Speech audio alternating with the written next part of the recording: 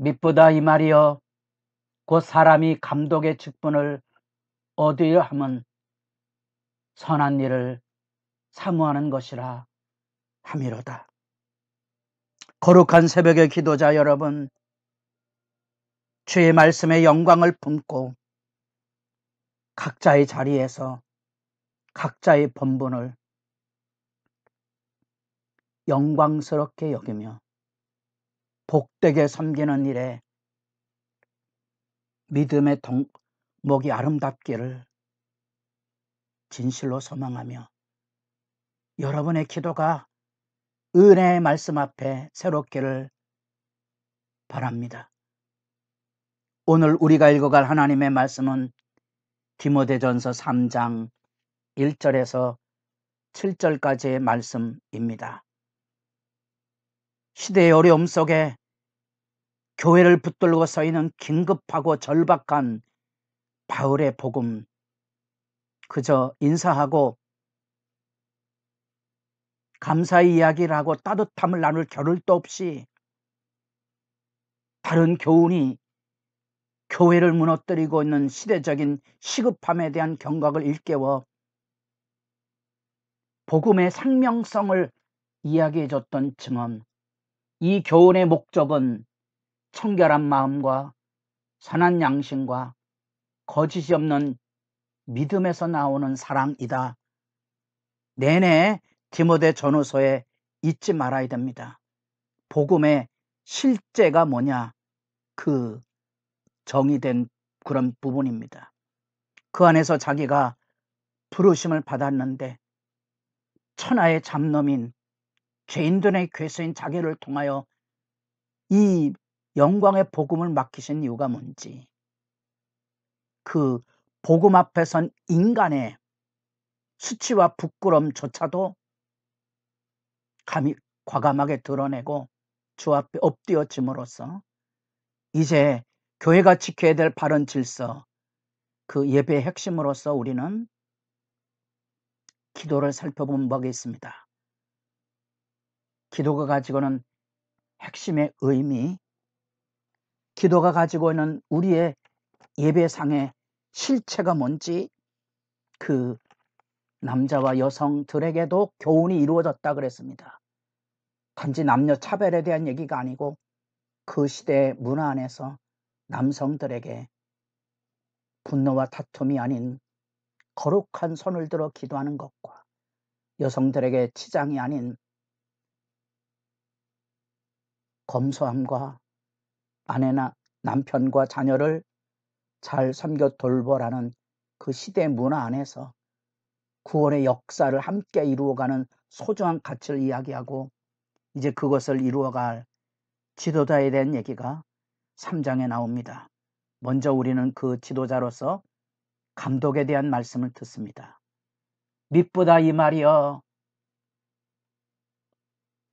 이 복음에 대한 이야기를 들려주고 있는 이 어쨌든 감격적인 선언이 여기 담겨져 있죠.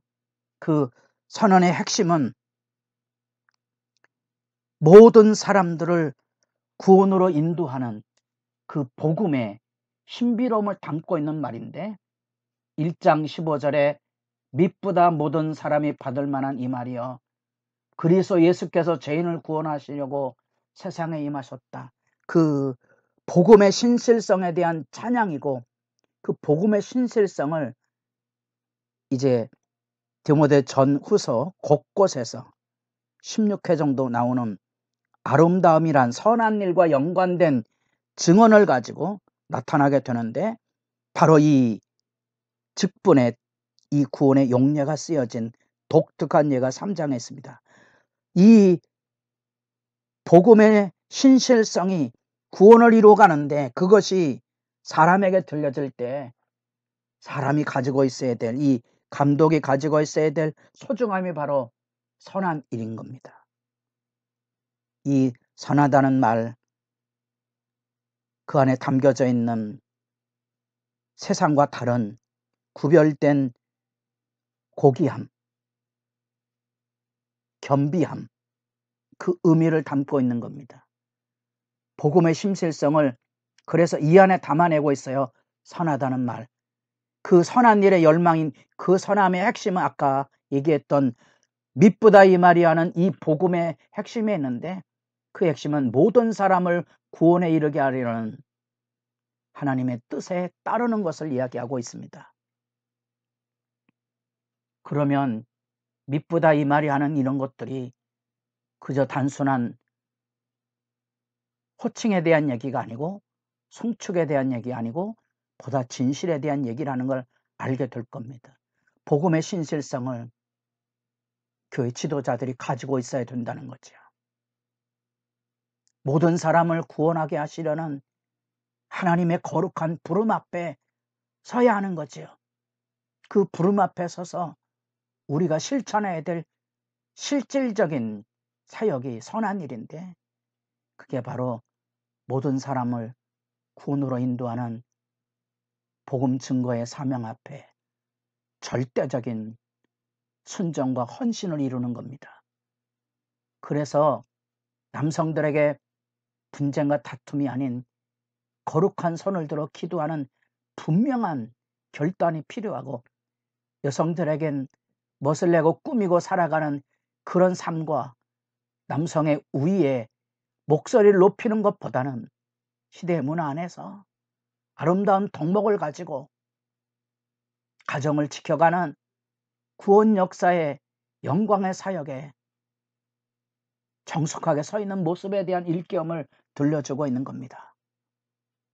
그러면 이제 이 선한 일에 대한 덕목이 이렇게 펼쳐져 가는 짧은 단어 구절들이지만 그렇게 용례가 다양하게 쓰이지 않는 독특한 용례들의 중요한 의미들이 다 담겨져 있어서 아마 그 단어 의미들을 살펴보는 것도 소중한데, 국어사전을 찾아보지 마시고 하나님의 말씀에 대한 소중한 가치를 가지고 있는 책을 좀 찾아보셔야 됩니다. 내적인 외적인 도덕적인 품성을 이야기해주고 있습니다. 그래서 2절에 7가지 품성을 얘기합니다. 그 품성의 핵심은 절제입니다. 깨어있는 거죠. 세상과 구별된 삶의 이야기를 하고 있는 겁니다. 책망할 것이 없고, 이 책망의 자리에 떨어지게 되면 복음 증거를 하기 어려운 상황이니까, 그렇지 않아도 사회 지탄과 손가락질의 대상인데 책망 들을 만한 일이 있다면 교회도 지도자도 이미 본분을 잃어버린 거죠. 책망할 거 없고 한 아내의 남편, 건강한 가정을 이루고 깨어있는 절제, 그 다음에 분별력을 가진 신중함, 삶의 단정함, 구체적인 실천으로서 나그네를 대접하고 잘 가르치는, 이게 내적인 품성에 대한 실제 이야기입니다. 뿐 아니라 그 태도에 대한 얘기도 여기 나타나고 있습니다. 3절에는 술을 즐기지 아니하고 구타하지 아니하고 다투지 아니하고 돈을 사랑하지 아니하는 분명한 영적인 분별력을 가지고 있는데, 그 한가운데 관용이라는 단어가 담겨져 있습니다. 바로 그것이 신앙의 소중한 이 품성에 대한 의미인 겁니다. 술과 폭력과 다툼과 돈을 사랑하는 것들이 결국은 교회 안에 일상으로 일어나는 일들이고, 지도자가 그곳에 관용, 중심을 잡아서 존엄성을 지키지 않으면 해결하기 어려운 거지요. 예수님도 가룟 유다로 인하여 교회가 성장할 때 아나니아 가정을 통하여 이런 재물 숭배의 흔들림 우리가 지켜보는 것처럼 결국은 하나님이냐 재물이냐의 선택을 예수님께서 일깨워줬던 교훈처럼 우리가 술과 폭력과 다툼과 돈 사랑의 파괴적인 성향을 경계해야 되고, 적극적으로 나아가 가정 안에서 가정을 잘 다스려서 존경받는 부모로서의 존엄성, 그래서 자녀들이 부모의 품격을 보고 솔선해서 순정을 이끌어낼 만한 그 덕목을 가르치고 있고, 그 안에 담겨져 있는 영적인 경건에 대한 이야기도 합니다. 그 경건은 뭔고 하니 비방과 마귀의